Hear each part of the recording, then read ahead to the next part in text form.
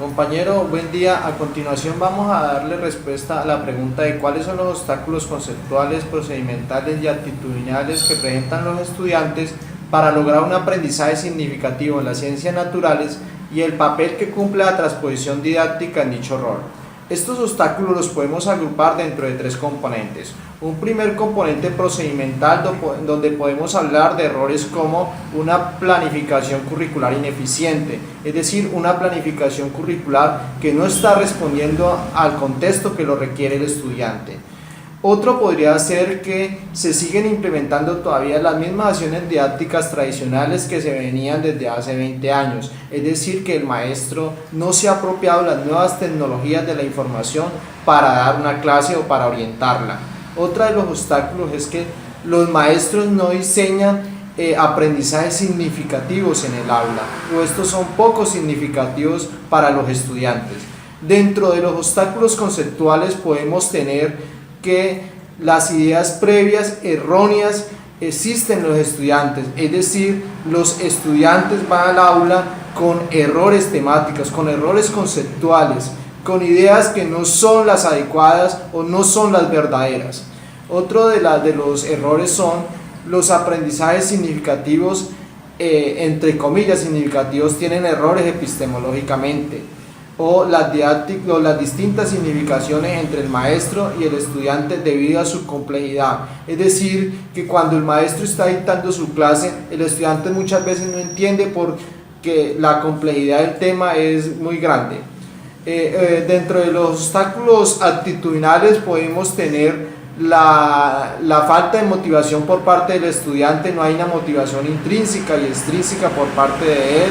Los aprendizajes siguen siendo memorísticos, es decir, se le está preguntando al estudiante hoy en día por la tabla periódica, por las capitales del mundo, por los accidentes geográficos, aprendizajes o ideas que al estudiante no le significan mucho. ¿Por qué? Porque el maestro no lo relaciona con una realidad, con un contexto que el estudiante necesita para la vida.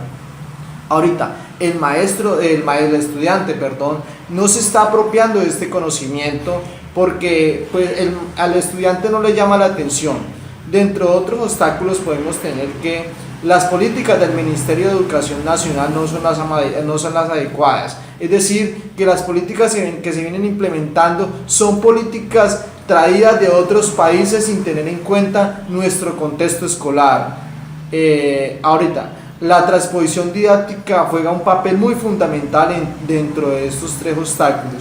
¿Por qué? Porque la planificación didáctica o la transposición didáctica, adapta ese conocimiento científico en un conocimiento fácil de ser enseñado. Es decir, transforma ese saber sabio a un saber fácil de entender, permitiéndole que al estudiante desarrolle todas sus capacidades cognitivas. Estimados compañeros, esta fue la respuesta a nuestro interrogante del día de hoy. Muchísimas gracias. Buenas noches. A continuación voy a presentar un consenso sobre las tres preguntas formuladas en el trabajo, que hacen referencia a cómo se evidencia en el sistema colombiano si se da un aprendizaje significativo de las ciencias para posibilitar un aprendizaje social de las ciencias y la tecnología. Si se presentan obstáculos para el aprendizaje significativo de las ciencias, por la manera como la sociedad ve las ciencias y por las concepciones que sobre la misma se tienen. ¿Y quiénes son los responsables de estos obstáculos? Bueno, en Colombia en las últimas décadas se han visto avances significativos en cuanto a la apropiación social de las ciencias y la tecnología, por parte tanto de la población como del Estado.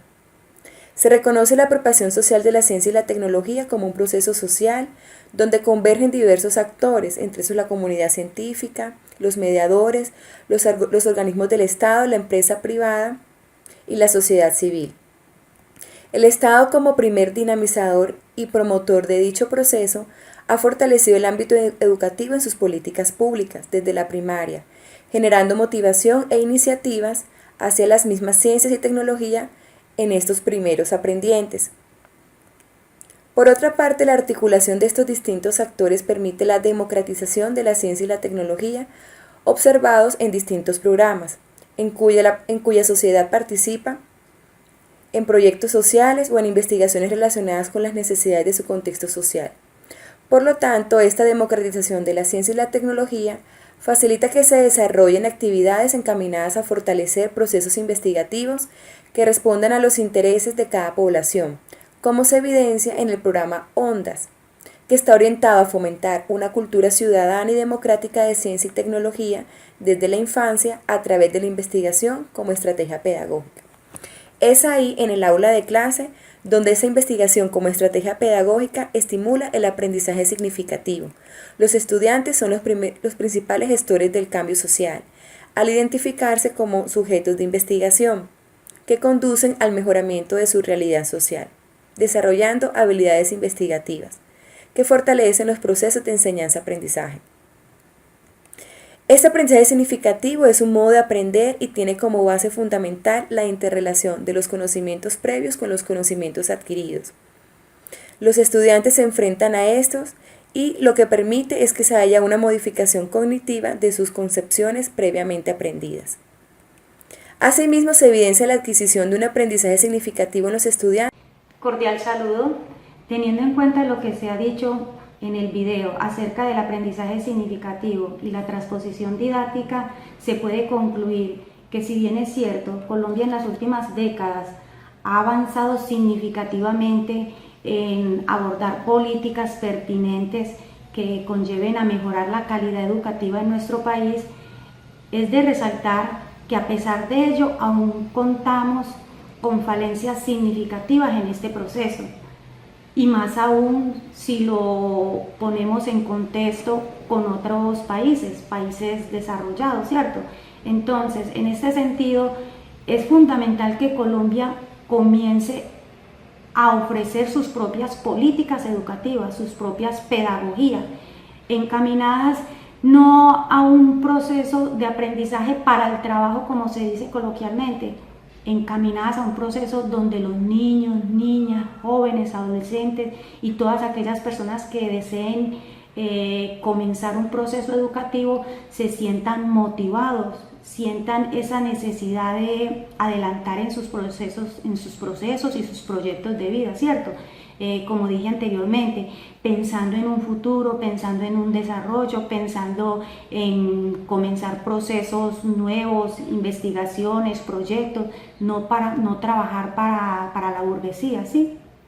En este sentido, es fundamental que Colombia, como ya igual se manifestó, propenda por políticas significativas, donde los jóvenes vayan a aprender cosas trascendentales para su futuro, no quedarse en metodologías tradicionalistas, metodologías memorísticas, ¿sí? Porque estas metodologías, al salir del contexto educativo, ¿en qué quedan?